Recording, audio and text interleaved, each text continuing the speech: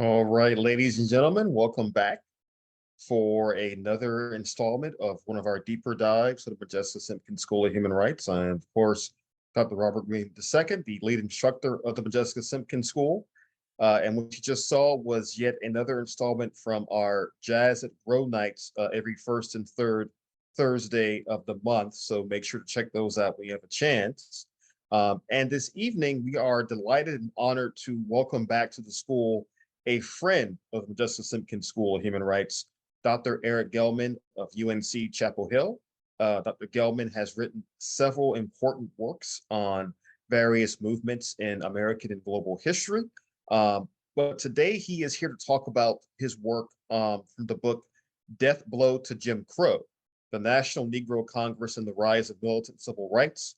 In particular, he's here to talk about the Southern Negro Youth Congress, which we've already discussed a little bit in the class this semester, but about which Dr. Gellman has written a great deal and will be talking with us this evening about. So let's give a warm Modjeska Simkins School welcome to Dr. Erik Gellman.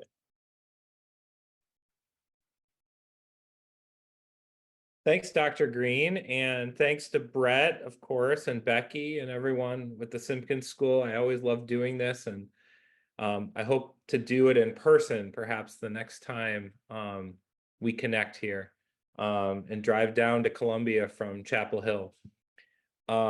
So today, what I was thinking of doing was talking a little bit about the mass movement that erupted in the mid-1930s and why I think it's so important to understand in relation to what's going on today. So it's history, but it's also history that I'm trying to use as a way of learning, of thinking about our current moment.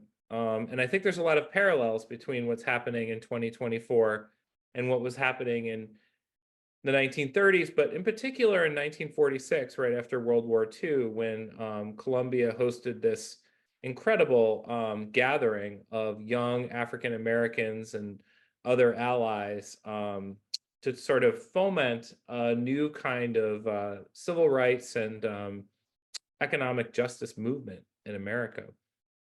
So I have a few slides. I don't know, can I screen share? Is that okay? Let's see. Let's see here.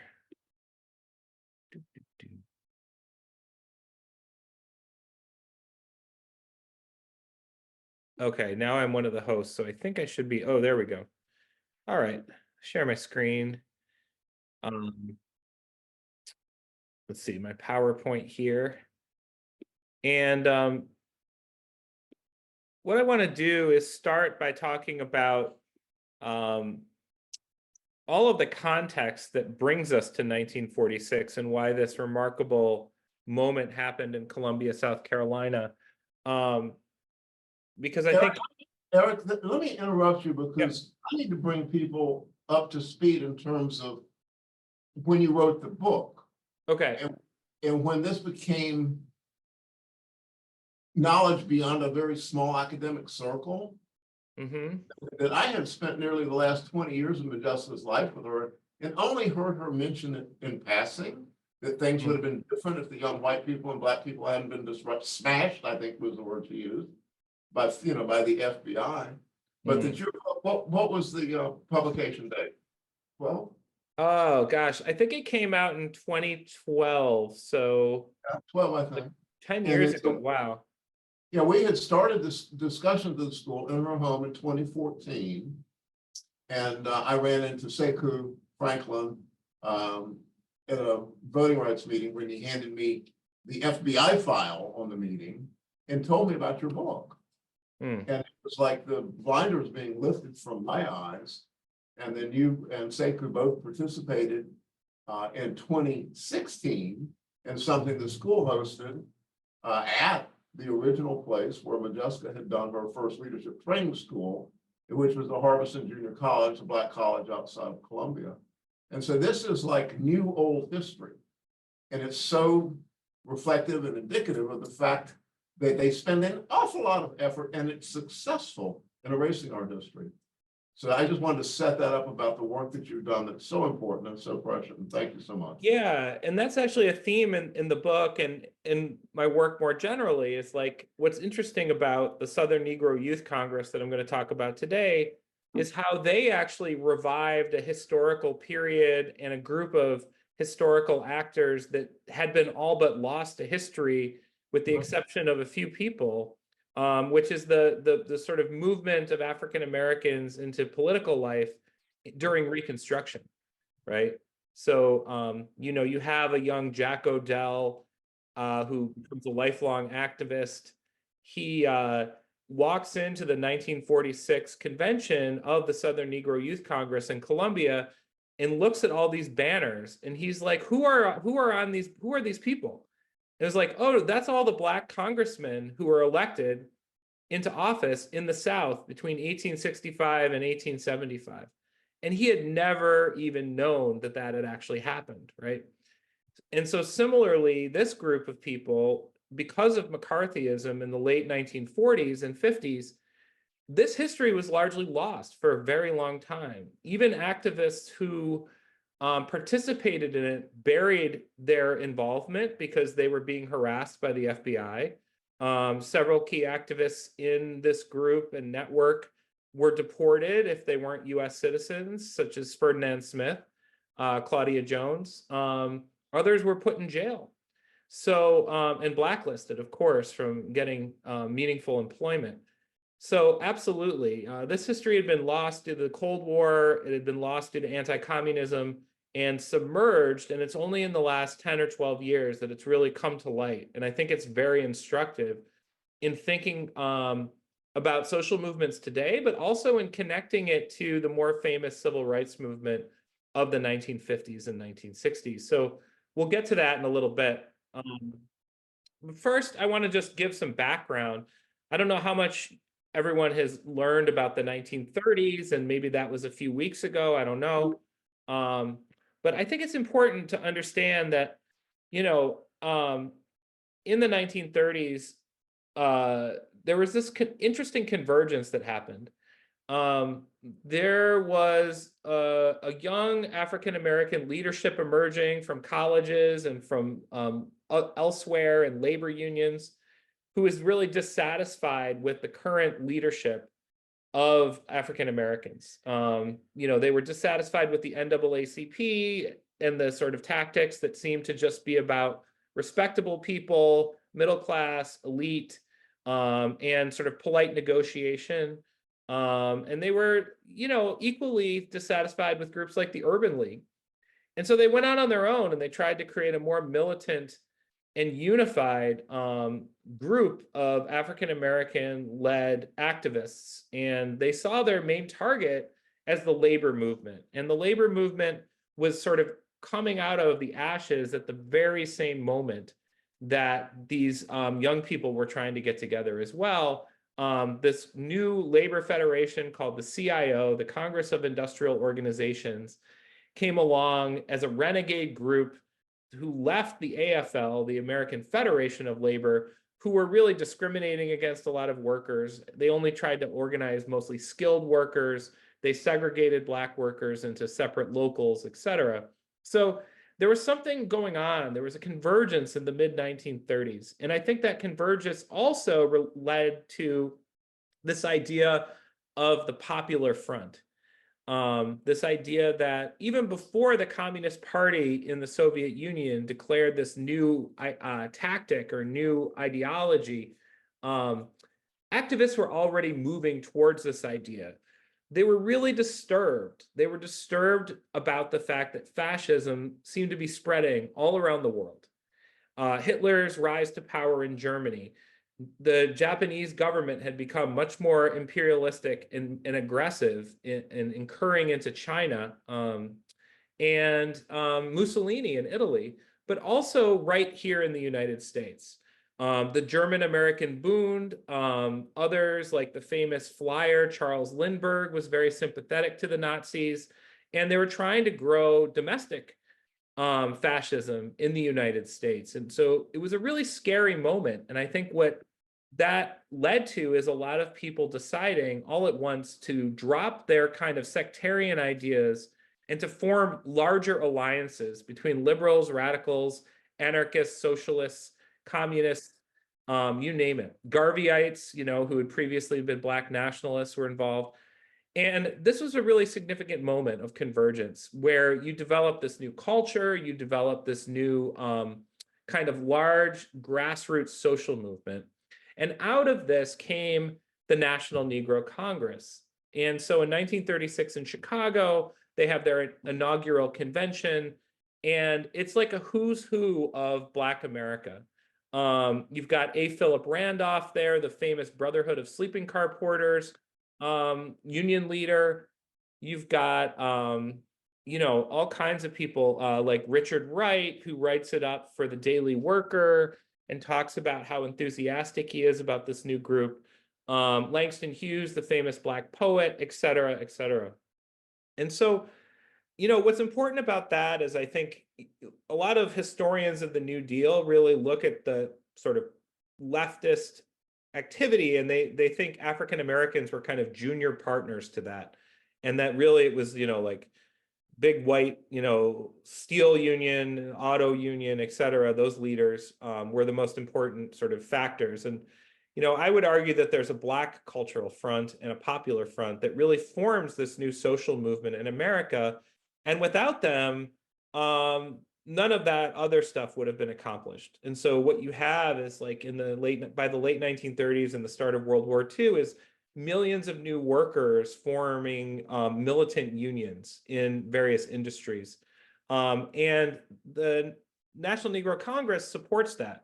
They're the ones who get those Black organizers. They're the ones who work in communities like Chicago and Detroit and elsewhere and convince Black church leaders and others to start supporting unions when previously they had not, because they were more aligned with, welfare paternalism, and they saw the unions as not a route to freedom, right? Because the unions were often discriminatory themselves.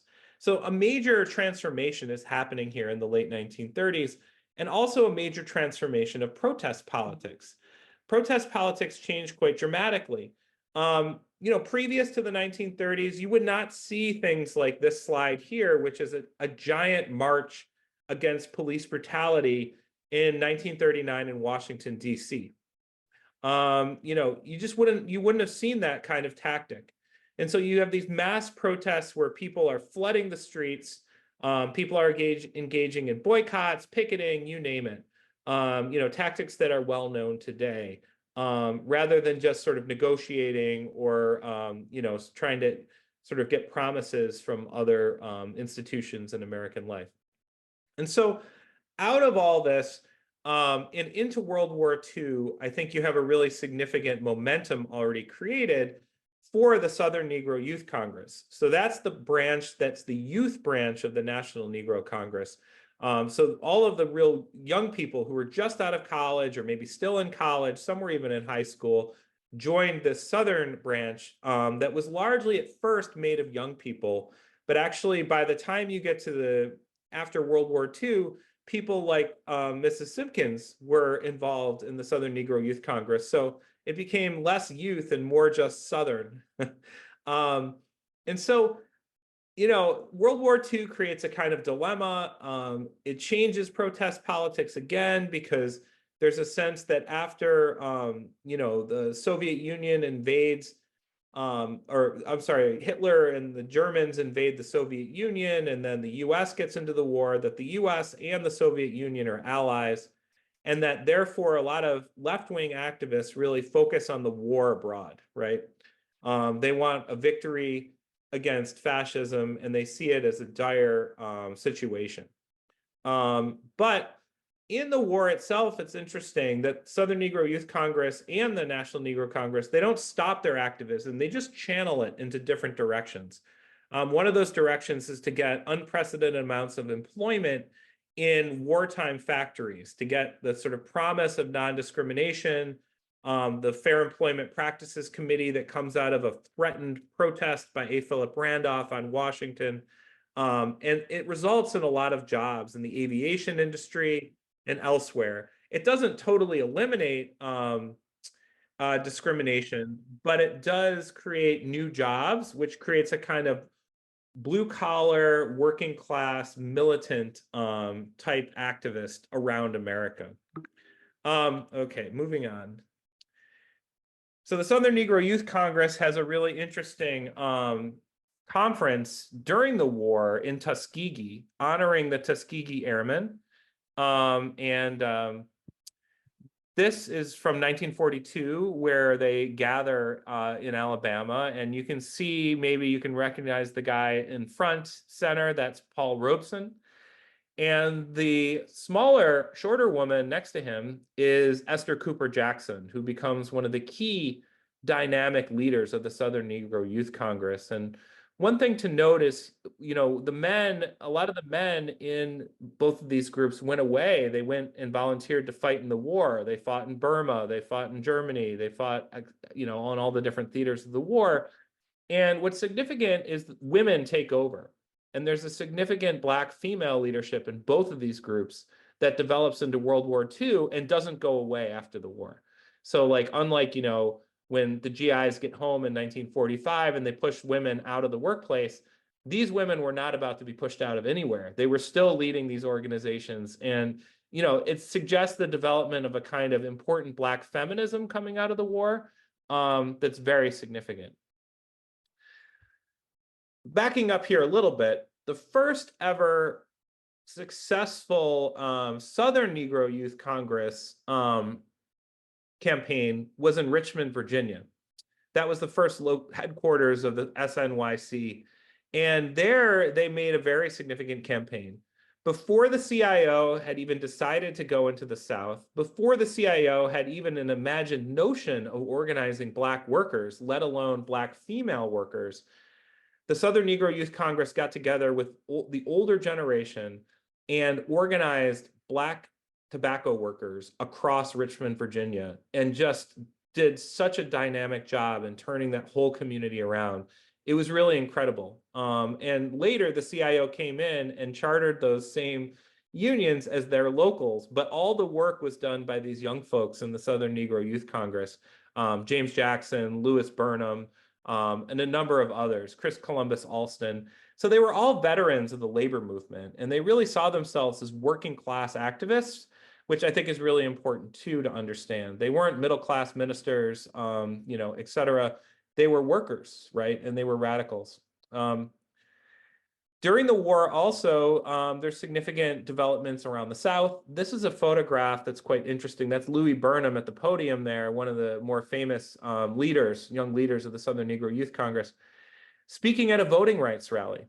They were actually registering voters in the South in large numbers during World War II. And I don't know if Robert or Brett, you can answer this question, but have you studied and done a unit yet on the Progressive Democratic Party? We actually just did that last week. Yes. Oh, perfect. Okay. So everyone knows about the dynamic organizing for voting and for, you know, against disenfranchisement that happened in South Carolina, right? I mean, this is so powerful. I mean, well before, you know, the 1960s challenge of the Mississippi Freedom Democratic Party of the regular Democratic Party in Atlantic City, you get the challenge in Chicago at the Democratic Convention where South Carolinians are saying, no, we represent the real Democratic Party. And I think out of that is what put South Carolina on the map for the Southern Negro Youth Congress. Previously, they had been in Alabama, mostly like around Birmingham area, the steel area, the coal workers around there. And they had previously been in Richmond, as I said before. They had chapters in Tennessee, in Florida, in New Orleans, but not so much in South Carolina. And I think it was you know, Ms. Simkins, Osceola McCain, McCrae. These people brought together such a dynamic energy that it attracted a lot of young African-American activists and allies in the labor movement as well. So, you know, I think that's a super significant way to sort of understand what's happening. During World War II, one thing that the Southern Negro Youth Congress did that's quite interesting is they never neglected the cultural aspects of their movement. And I think this is important. Sometimes we can overlook that aspect, but they were always artists. They were always doing kind of cultural things as well as political things. And so this is a photograph of one of their Alabama youth centers. And they held these youth centers for political activism, probably much like the house, the Simkins house in Columbia. It's a hub of all kinds of activity. And you can see that there's an art exhibit on the walls of and I mean, kids in Alabama out of Birmingham didn't have any such opportunity before this, right? And so it's really powerful. And I'll get to this later, but one of the people who ran one of those youth centers, her name was Sally Davis. And Sally had a daughter named Angela who grew up in, as a toddler, was in and out of these youth centers. And of course, she later became the more famous Angela Davis of the Black Panthers and of the Black Power movement, left-wing activism. So really significant stuff. So that all leads me to, now with that background, right, it leads me to this moment, this post-war moment. I don't think we can underestimate the optimism of 1945, 1946. A lot of historians don't see it. What they do is they immediately assume that the Cold War began as soon as World War II ended, and that's a giant mistake. That was not the case. There was a real battle on the ground and internationally for what the post-war was going to look like. And a lot of left-wing activists, a lot of African-American activists, union activists, and others really were optimistic that the post-war world would be a world where people would achieve human rights, where they would launch a global human rights campaign, anti-racist activism, of course, etc. And so this is just one example of this. This is from the Oust Bilbo campaign. If you have never heard the name Bilbo before, I'm guessing most of you have. He was one of the most obnoxious senators from Mississippi, elected by a very small fraction of a white electorate in the state of Mississippi, because everyone else was disenfranchised. And what these activists did is they all went to Washington and picketed outside of Congress to say, Bilbo is a symbol of fascism, an enemy of democracy, an inspirer of lynch terror, and a traitor to the peace. I mean, my God, right? It reminds me of the moment we're in, right? There are other Bilbos lurking around in 2024. And so it was a direct confrontation. And I think the optimism was really thought that there would be a widespread grassroots civil rights movement that developed out of World War II. But the difference is between that and I think the earlier 30s period is the Southern Negro Youth Congress in particular was interested in making that movement global. So not just a domestic civil rights movement, but an international human rights movement. And I think you see that in a lot of the documentation, the speeches, and the activism that happened in Columbia, South Carolina in 1946. But before the convention actually happened, a lot of training and organizing had to happen, which I'm sure the students in the Simkins School are familiar with the kind of organizing it takes to do this kind of stuff. And one of those themes of organizing was the leadership training schools that the Southern Negro Youth Congress hosted. They got together with the Highlander Folk School, and they put together these really unique schools. One was at Harbison Junior College in Irmo, where they would train young activists, and they would train them to go out into the world and into the labor movement, but also into various other social movements. And that was particularly effective in spawning organic grassroots activism. And expanding on the third leadership training school, that led into the brilliant Southern Youth Legislature. And the idea of the Southern Youth Legislature was that they would create their own mock legislature, and they would create a new understanding and a new kind of ideas, policies, ideologies about what would come next in terms of U.S. policy and global policy. And I think that's really significant in that, sorry, I'm on the slide mode here, or the slideshow mode. in that they brought these elders down to South Carolina, one of them being W.E.B. Du Bois. And I think that's really significant that Du Bois, as well as Paul Robeson, was there, and that they were sort of honored by the younger generation. But, you know, Du Bois himself had become quite radical since the 1930s. In many ways, he had come around to the Southern Negro Youth Congress rather than the opposite. And I think that's really fascinating to think about in terms of, you know, Du Bois gives one of its most radical speeches at the Southern Youth Legislature in 1946 in Columbia, where he says that the future of the civil rights movement and the human rights movement starts at the firing line in Columbia, South Carolina. And what he meant by that is he saw the future of anti-racist movements as a global movement. And I think he was telling the liberal North that that was no longer going to be an option, that fleeing the South was no longer going to be the way to advance African Americans, but rather the firing line was going to be in the South rather than in Harlem or Chicago or Detroit. A very powerful statement that I think resonated with the young people who all gathered for the Southern Negro Youth Congress in Columbia. And I should say that the international aspect changed really dramatically too, in the sense that, you know, in 1936, 37, most of these young people had never been abroad. I mean, they could imagine international solidarity with people from Africa, with people from Spain, with people from around the world in Cuba, Latin America, but they didn't actually have those connections. By 1946, they did. They had gone on delegations in Latin America. Some of them had gone to Cuba. Some of them had even gone to the Soviet Union, including Esther Cooper Jackson after the war. Others went to London for various conferences after the war, et cetera, Paris. And so this was real to them now.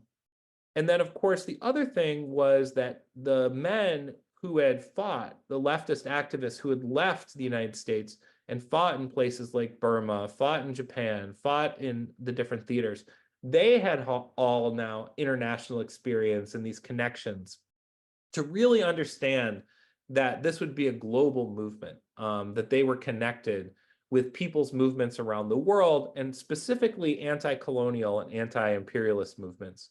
So this was a really broad understanding of civil rights. It wasn't narrow, it wasn't domestic. It was economic, it was international, and anti-racist. So at the actual convention itself, it seems like people really had a great time. This is a great photograph that was given to me when I came down to Columbia for the anniversary of the Southern Negro Youth Congress. This was a dance that happened after one of the late night sessions. And I just love the idea that people were not just, you know, being earnest political activists, but also having a good time, right? And it's just quite amazing that out of this came so much sort of optimism and activity, only to be shut down by the Cold War. And so I guess I'll finish my like sort of more formal remarks, and then I would love to get into a dialogue with everyone and take questions. But like, you know, by 1948, the Southern Negro Youth Congress is really on the defensive. They're being attacked by the FBI, they're being attacked by local police departments, and anti-communism becomes a really effective weapon to wipe out all of this kind of civil rights type activism and to domesticate it, to narrow it, right? You know, even groups like the NAACP start purging people who are too left-wing and have communist associations. So there's a new kind of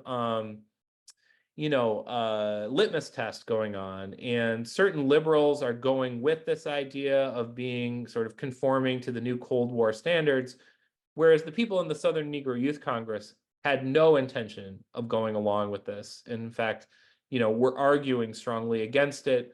We're supporting the presidential campaign of Henry Wallace in 1948, who believed that there didn't have to be another Cold War, right? That we didn't have to antagonize each other, and there didn't have to be a nuclear arms race, et cetera, that would blow the world up.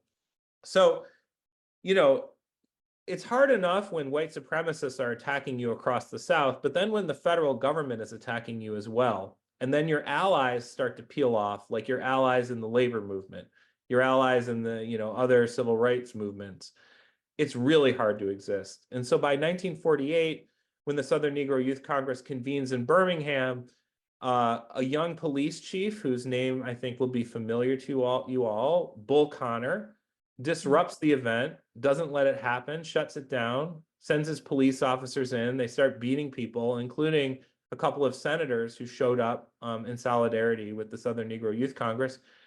Glenn Taylor is one of them. And, that's very familiar too to what's going on in 2024, like police repression of peaceful right to free speech, right? The right to assemble. Thankfully, that did not happen when the conference happened in 1946 in Columbia. And, as a result, you have this amazing convening of all of these different forces and this sort of history that has been lost but recovered, that I think is really significant to thinking about fascism today, right? I think when this book came out in 2012 and I gave a bunch of talks, when your book comes out, you always do that. Excuse me. At that point, no one in America believed that fascism existed at all. I had to try to argue with them that it was beneath the surface. And, people were giving me this whole line about, oh, we're in the Obama era, we're post-race now, everything's great. America is an exceptional place. We've overcome. And I feel like this book now, 10, 12 years later, has a lot more resonance. And people aren't laughing anymore, when I talk to them about fascism and I compare it to the contemporary situation. So, from thinking about working class people mobilizing, organizing, thinking about them forging alliances in larger coalitions against fascism and against racism, and thinking about them organizing strategically for voting rights, but also against police brutality, also to organize new unions to achieve power in the workplace. I feel like these are all things in 2024 that we're seeing inklings of. We're seeing the seeds of this, and that's what gives me hope. So why don't I leave it off there and take questions and I, get into kind of more of an informal dialogue with everyone. So thanks for having me and for listening to my spiel. Thank you so much for that. That was excellent as always. And we do want to go ahead to get to Q&A here for Dr. Gellman. So I see Gareth's hand is up. So go ahead, please, with your question. Hey, Dr. Gellman, thank you so much for doing this. Well, you're welcome. I got involved with the Progressive Network while living in Columbia, and I have moved over to Georgia. And my question has to do with the Moores Ford lynching, which occurred in 1946. Are you aware of it? No, tell me more. In 1946, there was a man running for election as governor of Georgia named Eugene Talmadge, and he was a vicious segregationist. And yes, he said that he was going to ensure that no N-word would ever vote in Georgia again if he were elected governor, and he won in 1946. And in that same year, there was a mass lynching here in the town where I moved to, Monroe, Georgia. And some people have linked the mass lynching that occurred in Monroe in 1946 to potentially, could it have to do with the surrounding population, the white power broker segregationists feeling threatened by things like what was going on in Columbia and what was going on with veterans coming home, African-American veterans coming home who had experienced being abroad. Anyway, since you hadn't heard of the Moores Ford lynching, it doesn't really, it's not no, a real but I will, question. this is great. I'll look into it. And Yeah, but what was really interesting about, if there could be anything interesting about a mass murder, is that this lynching in Monroe, Georgia in 1946 triggered a national uproar. And actually there was a federal investigation and a civil rights commission appointed at the federal level to investigate this little town in Georgia, which is like a heart of the Confederacy, and Yeah. the lynching was never officially solved. Hmm. Yeah. Wow. Well, thanks. Now I have my own homework. Of course, we're all familiar with the sort of lynching of Isaac Woodard, or not lynching, but beating of Isaac Woodard, right, where he was blinded, and he was in South Carolina when that happened. Edgefield. Yeah, and Harrisburg, that was a big motivator, as well. And it makes me think too about, how amazing it was that this level of organization in South Carolina occurred between 1945 and 1948, where there were chapters of the Youth Congress in Irmo, Moncks Corner, Columbia, Charleston, and how dangerous it was, right? There was a huge backlash after the war of white supremacist violence, inspired by people like Bilbo, there was definitely a fear that this movement was going to take off and become very powerful. The idea that the Southern Negro Youth Congress in Columbia was competing with James Burns, who was a South Carolinian, right, who was negotiating peace and was negotiating the early Cold War, on an international scale, right? And that actually the Progressive Democratic Party from South Carolina in 1944, you could argue, really kept James Byrne from becoming vice president, right? Why was Harry Truman put in as vice president at the last minute in 1944? It was because there were African Americans and other progressives at that Chicago convention. They might not have gotten seated there, but they rejected the idea of James Burns could be the next vice president, and therefore Harry Truman showed up to the convention having no clue that he was going to be the next vice president, and then of course became president in 1945, right? So the interaction between the supposedly so powerful and the little people below, we need to rethink causality there, right? We need to rethink about what these grassroots social movements can do and how powerful they can become. By the way, I have to at this time show a cartoon that I showed to the class last week about Governor Talmadge. I'll just show it again here. Sure. This is actually, I think it's from 44, 45. But this cartoon, it shows Governor Talmadge. It says, "You can keep your American eagle. I got a bird all my own." And it shows the Jim Crow bird on his shoulder there. And that's from Dr. Seuss. So yeah. Again, Talmadge, I'm originally from Georgia, so I know a bit about Talmadge. But yeah, you're absolutely right. That time period after World War II, before the Cold War officially kicks off, is such a fascinating time period, both domestically and internationally speaking. Yeah, no, I agree. And historians look for contingency in history where things could have gone a different way, and that no series of events is inevitable, but some periods of history are much more contingent than others. And I would suggest this post-World War II period was a real contested period, and certainly there was a lot of optimism thinking that things would have played out differently.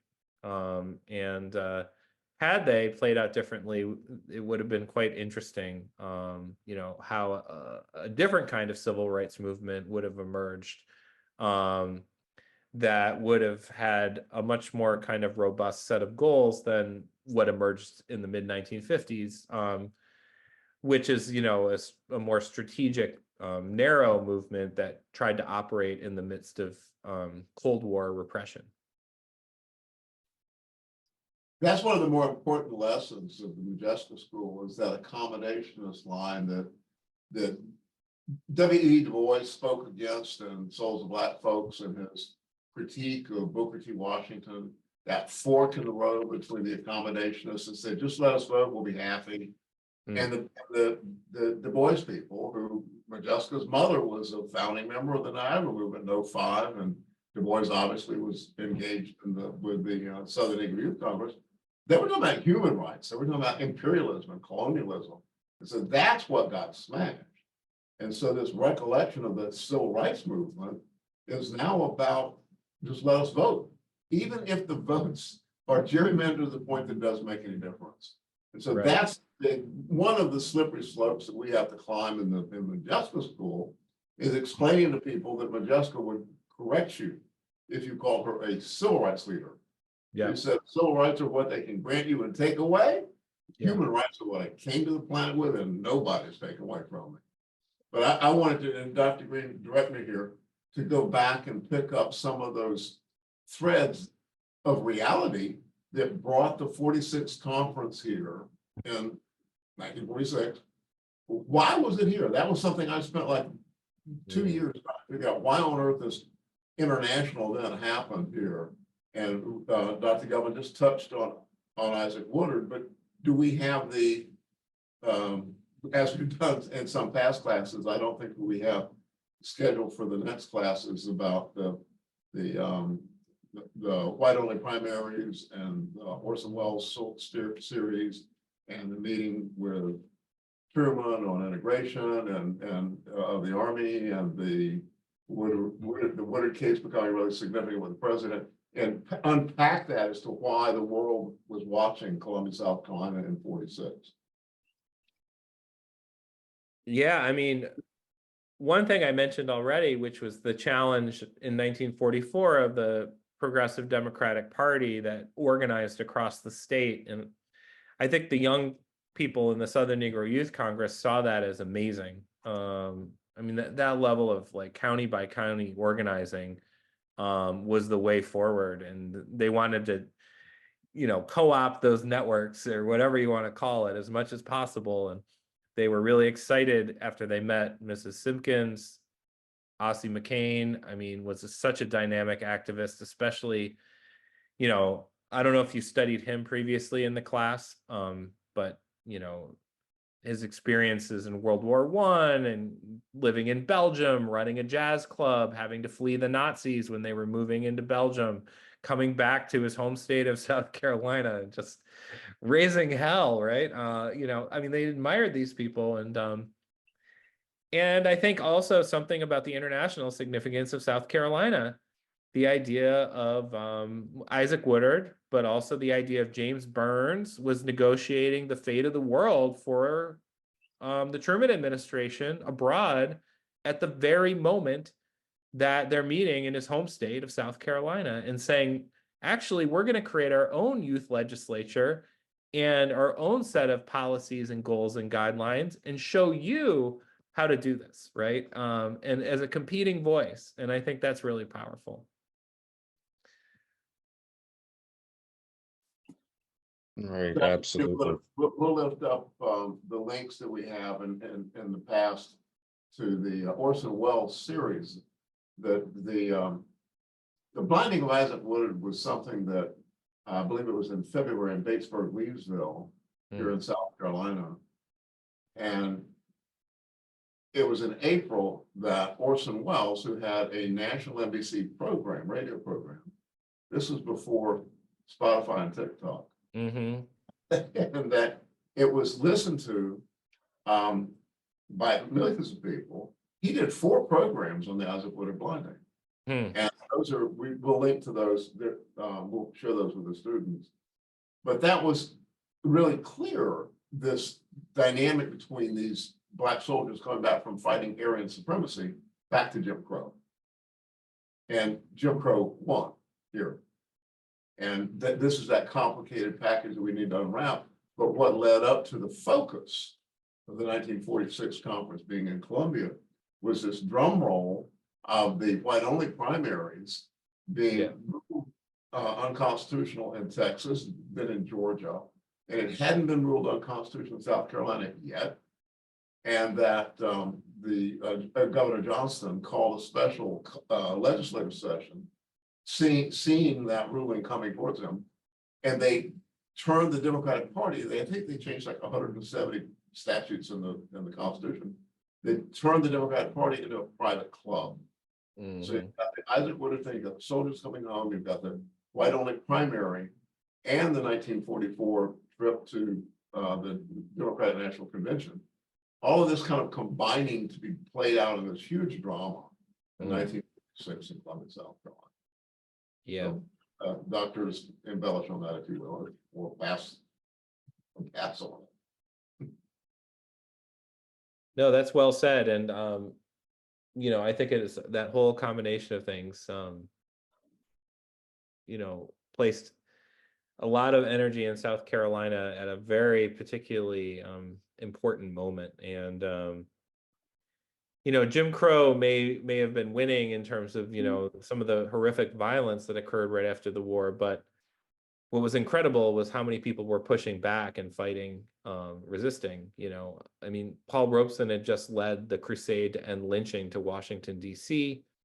You know, there are a number of kind of active social movements sort of getting off the ground at the same time and pushing back against Truman and forcing really, you know, Truman did not care one bit about civil rights or, you know, anti-racist activism. You know, he was, you know, a racist himself. I mean, he was from small town Missouri, but he was forced to care. You know, he desegregated the military in 1947. He did certain things, but, you know, not enough, obviously. And, you know, a lot of the people that were in these movements supported Henry Wallace in 1948, and whether that was a mistake or not is something historians will argue about for a long time to come. You know, yeah, so you know, South Carolina was the world's firing line, and it was this moment of international attention in 1946. Quite incredible. Right. And to pick up on that, and I see Cecil's hand is raised. I want to get to him immediately, but I have to also say, you mentioned Wallace's campaign in 48. Tomorrow in our Modjeska School session, I'm going to talk a bit more about that, but I have to show this one image that I always show in my classes, because I think, to add to Gellman's point, we can't also forget that there are some civil rights figures that we know pretty well who came of age during this time period. Yeah. And one of them is Coretta Scott King, or at the time, Coretta Scott, who was a volunteer for the Progressive Party in 1948. This is actually a photograph of her. That's a great photo. I've never seen it before. I always use this photo in my classes because one of the things I always emphasize about Coretta Scott is that she was an intellectual thinker in her own right and a political thinker in her own right. And even before she meets Martin Luther King Jr., she's already getting heavily involved in some of these campaigns and movements in the late 1940s. It's important for us, again, to understand just how much the Second Red Scare did significant damage to these movements, where some of these folks are not even talking about their earlier involvement, say Henry Wallace or SNYC and so forth. But if you dig a little bit deeper, you'll see a lot of these folks are coming of age in the post-World War II years, carrying on some of these ideas and even strategies into the 1950s and 60s and beyond. Absolutely. Yeah. I mean, I think the connection to what happens in the 50s and 60s is really important to understand. I just think what I argue is that what drove me crazy is, before I wrote this book, anyone who talked about the 30s and 40s period would always say, oh, this was the seedbed of the civil rights movement, or this was the whatever of the, and they were getting it all wrong. And as a historian, I just was so outraged, because, you know, it's teleological to think that way. I mean, the reason I titled my book Death Blow to Jim Crow is because the people in the 30s and 40s who were in these networks, they thought they were going to kill Jim Crow in America. That was their goal. They weren't building the seedbed to something that was coming later. They couldn't see the future. I mean, you know, you mean to tell me they didn't know what was going to happen next? They thought what they were trying to do was in the here and now. Right. They weren't sitting around thinking, oh, there's going to be a young minister out of Atlanta, you know, who's going to go to Montgomery. No, none of that, you know. And I think once you know that, and once you put once you put the horse before the cart, and then you know what was achieved in the 30s, 40s period, then and only then can you go to the later period, and it totally informs everything about the later period, and a lot of assumptions we have about why that movement started, where it came from, what was behind it. And I could go into detail on that, but I want to first, I think, get to, there was a question. So Yes, Cecil, go ahead, please. Thanks, Dr. Gellman. This is really fascinating, and I love your book. In it, you do talk about someone who's a little bit lesser known, and that would be Thelma Dale.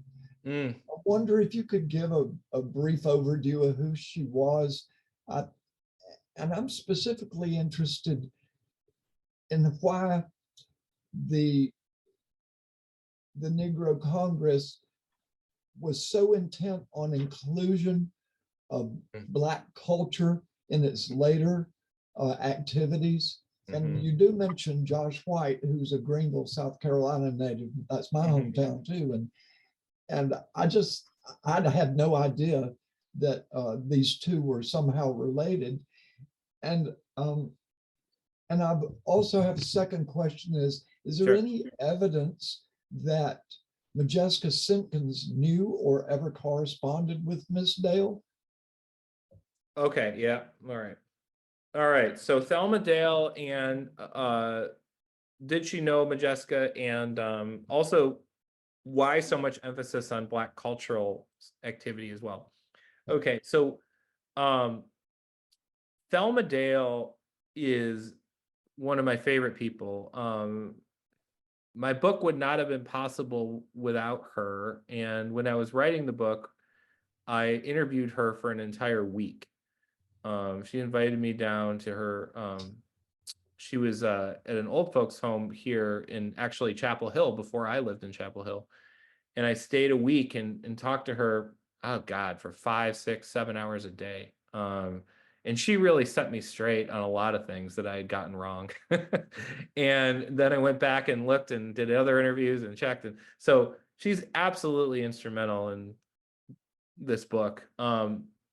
She was really interesting. So she came out of Washington, D.C., was involved with like the YMCA there. She was also the niece of Frederick Patterson, who was the head of the Tuskegee Institute. So she had these interesting connections. And so through the youth movement in DC, which was actually quite a powerful movement, I showed a slide earlier of the sort of anti-police brutality campaign in DC. That was like one of the main things the National Negro Congress did there, which shows you something also about the National Negro Congress, and that they were never a top-down organization where the headquarters said, you need to do X, Y, and Z and focus on this. It was very grassroots in the sense that in DC, they focused on, they focused on jobs, but they also, their main thing was police brutality. Whereas in Chicago, it was unions, and it was the packing house workers and the steel unions, in Detroit, it was something else. So, in DC, she gets really inspired by the youth movement there and becomes part of the Southern Negro Youth Congress, goes to some of their early conferences, and then is in New York City and relocates in Harlem. And she rises quickly in the leadership. And then by the time the war breaks out, the National Negro Congress moves its headquarters from Washington, D.C. to New York City.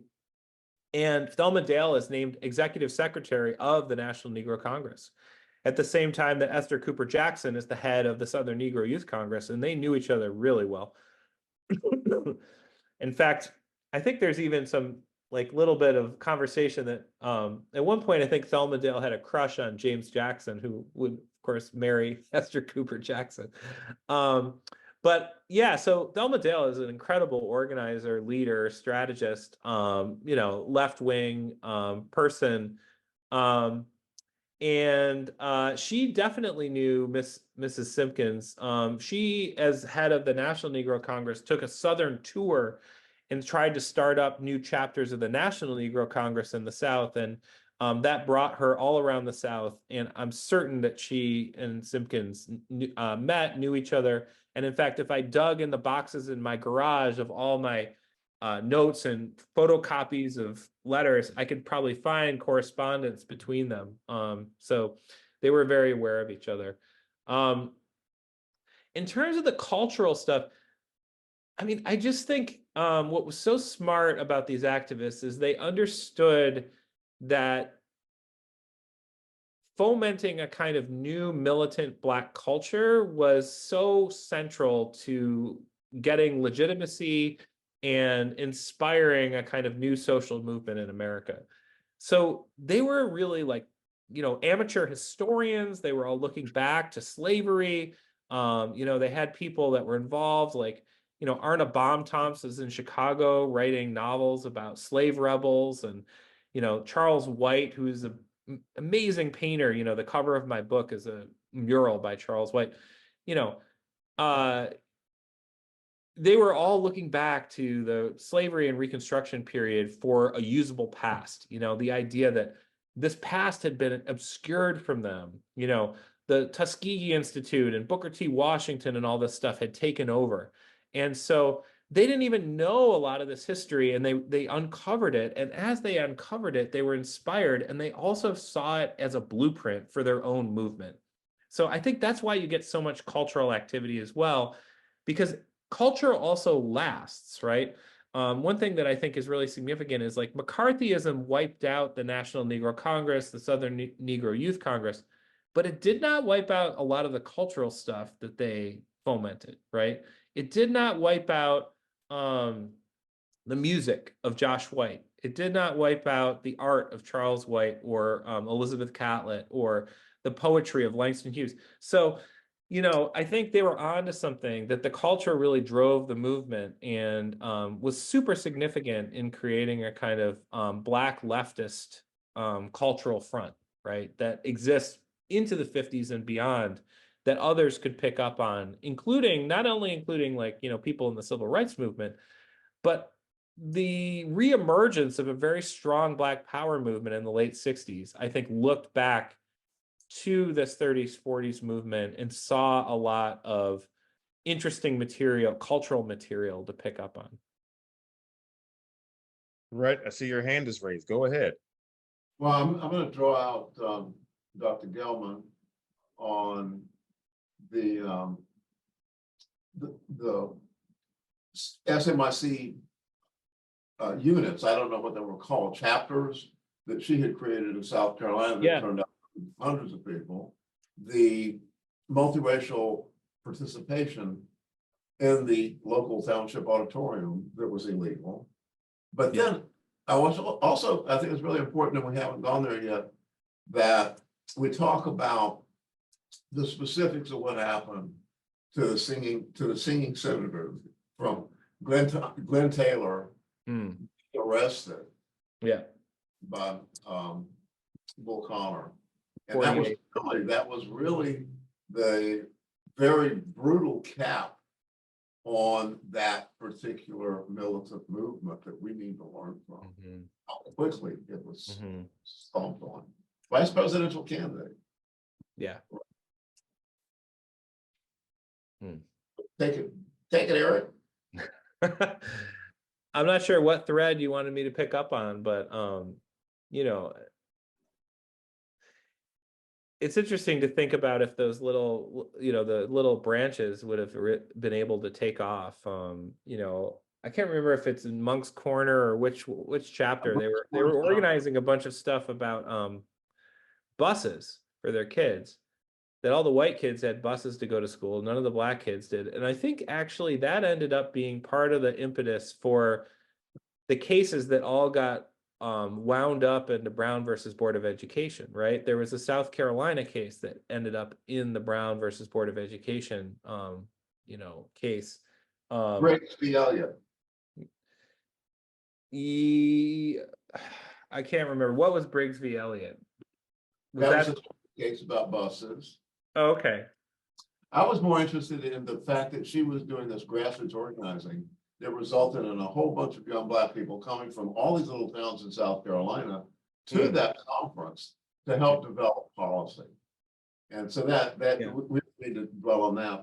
But look at the brutal way and the swift way that from that highlight of that 46 conference, that after 48, we don't know anything about it. And that we see SNCC coming in later and not even lifting any of that up because of the Red Scare. And Ella Baker not mentioned. Yeah. Yeah. There are interesting connections between what some of us call the first SNCC, which is SNYC, and then the more famous Student Nonviolent Coordinating Committee, or the second SNCC. Some of these kids clearly by 1960, when they formed the second SNCC, had no idea what had come before them, but others actually knew. And, you know, that was sort of beneath the surface. That was certainly not something they were going to talk about to the press or put into, you know, their correspondence with each other, because even in 1960, you know, SNCC was getting red baited almost as soon as it started, right? And it was just such a hard context to operate in. So, you know, those connections got sort of buried, but they did exist, you know. Just one example of that is, you know, you probably are familiar with James Foreman, who's one of the key leaders of the Student Nonviolent Coordinating Committee in the 60s. And James Foreman, before he got involved in SNCC, was in Chicago, and he was being mentored by St. Clair Drake, a famous Black sociologist and professor at Roosevelt University. St. Clair Drake was a member of the National Negro Congress, and he knew all of this activism. He knew all of this vision that had existed, and sort of imparted it to this young James Foreman, who then went south. Very good. Any other questions? Any other questions for Dr. Gellman? Dr. Gellman, I would like to, thank you for lifting up this history. It's, I think, one of my favorite chapters of South Carolina, other than perhaps Reconstruction, because the fact that these, especially the young people part of it, I mean, the fact that they had so much discipline, for one, really knew what they were talking about and came at it with such consistency that they pulled this off for nearly a decade.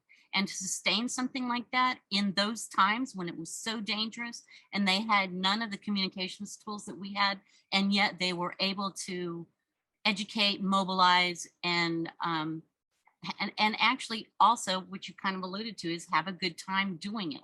I mean, they had the puppeteers, and they had, you know, the community centers like you were talking about.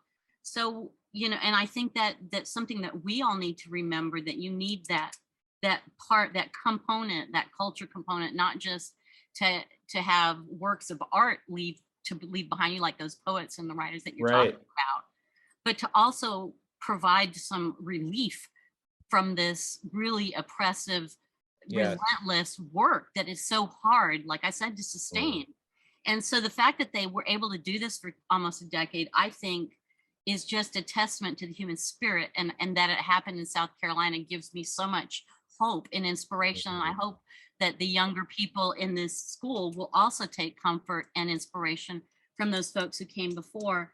And I just, you know, they invented intersectionality before there was a word for it, right? They were making the connections between Black and white and labor, when, you know, everybody's in the same boat, and what can we find, you know, in common that can help move us forward, which is basically the premise of the South Carolina Progressive Network.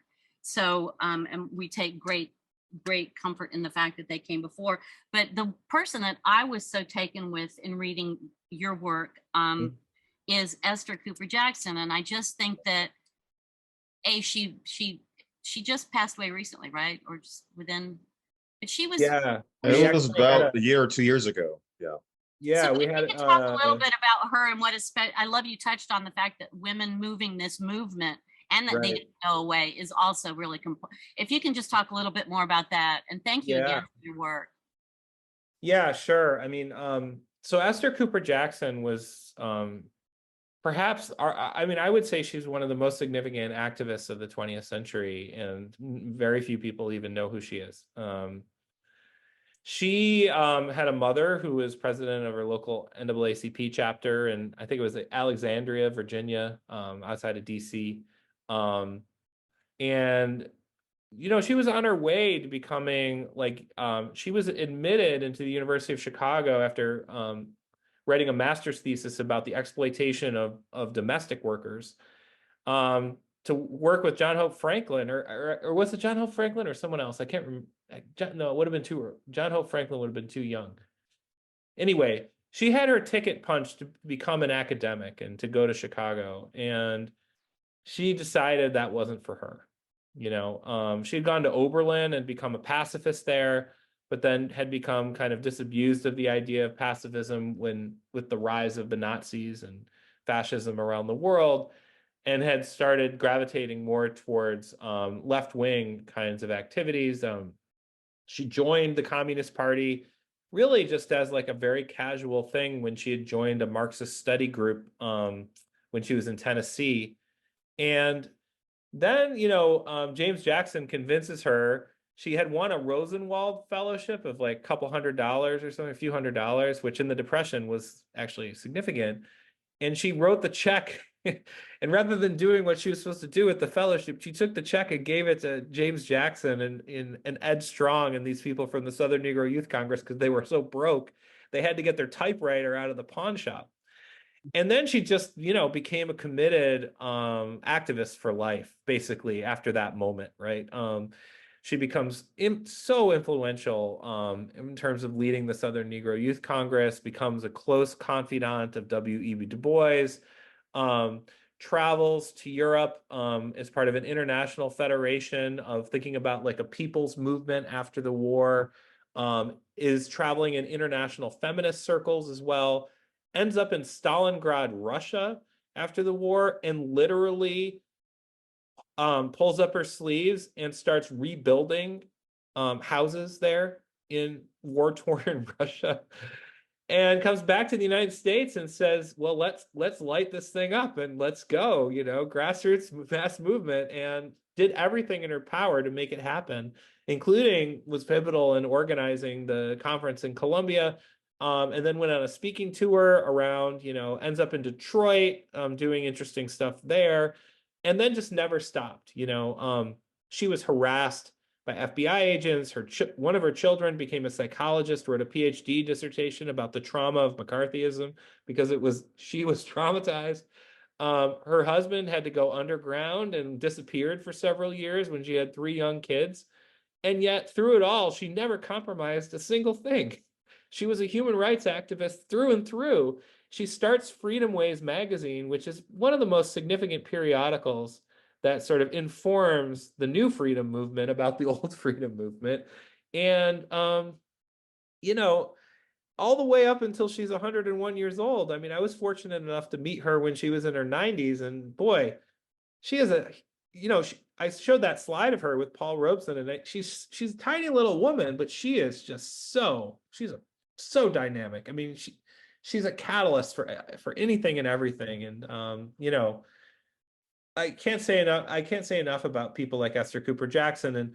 And also, I think, you know, it says something about these left-wing organizations that were able to get enough autonomy from like the NAACP, but also the Communist Party, which was very male-dominated. There are a lot of kind of male personalities in New York City, you know, who all thought they knew better, whatever. You know, women were running the show. And unlike other organizations, the men wanted them to do it, right? I mean, this is really powerful to be happening in the 1940s. So, you know, I give big credit to Thelma Dale, Esther Cooper Jackson, and dozens of other women like them.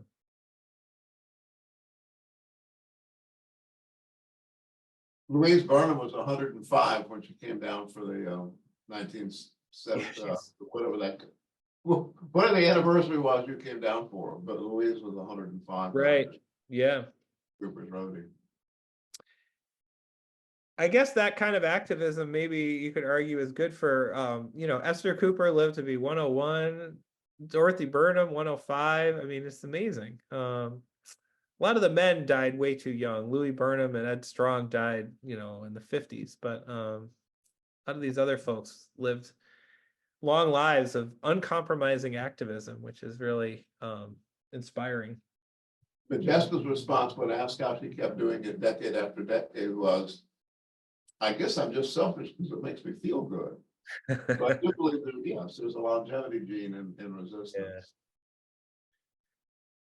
Well, I should probably get back to baby detail here in a couple minutes, but are there any last questions or thoughts or anything else I can do? I want, before you leave, Eric, and Okay. we'll talk about you after you leave, Good. but that the piece that I think was really compelling, that's so somehow asynchronous, but also some kind of forbearing of what can happen with what we're in, the situation we're into right now with a president who's off the chain, former president. Yeah. Was when when Glenn Taylor went to Birmingham, Modjeska had invited him to be the keynote for that 1948 conference, and that Bull Connor ran it out of two churches. And some of this, Eric, I've got your book and my FBI notes about that period, you know, messed up in my head. So you correct me or add to it. But that Taylor canceled, and Modjeska called him and talked him into coming. And when he got there, this was in the third church, a small place that didn't have a separate door for white people. Yeah. And they turned the door sideways, and Glenn Taylor, the US Senator from Idaho, is that right? Yeah. That he went through the wrong door, whether that was on purpose or not, and was arrested by Bull Connor. And that was, he was a vice presidential nominee for the Progressive Democratic Party with Henry Wallace. Huh. And that was like the last we heard, at least I see the last I'm seeing in a kind of accessible public record of SNYC. Pretty heavy hammer. Yeah, it is a heavy hammer. And there's another key Black woman in DC who is part of the National Negro Congress, Marie Richardson. I mean, she went to jail under some, you know, trumped up perjury charges that, you know, she was trying to. Anyway, you know, it's brutal, and it was all under this premise of, you know, these so-called communist front organizations, right? We can't prove they're communist, but they're sort of related to communists, right? So that they're these dupes in these communist front organizations, and we need, you know, and that we can just attack them and call them foreign agents, and you know, they don't have any civil liberties or right to free speech. It was just devastating, right, for anyone trying to engage in anti-racist activism, and especially anti-racist activism that had international dimensions. Well, we will be lifting up the utilization of the anti-communist stuff led by Governor, we know him as Governor Jimmy Burns. Yeah. Classes from now. But Okay. We'll come back and pontificate. But I want to let everybody know that you are the caregiver in your spare time of your nine-month-old. No, 9-week-old. 9-week-old. Yeah. Well, that's just barely hatched there, bud. Yeah. But this is, you got to raise up your own, and we really do appreciate that. Thank you, sir. Yeah. Well, thank you all so much for having me and listening to me ramble about this just period that, as you can tell, I'm quite passionate about. And I feel like the 30s, 40s period really, I think, offers a lot of lessons to our current moment, even perhaps more so than, you know, some more famous moments in the 50s and 60s and beyond. Thank you, Dr. Gellman. Yeah. Thank you so much, Dr. Gellman. Let's Yeah, give a great to warm see you, round of Dr. Green. applause. All right.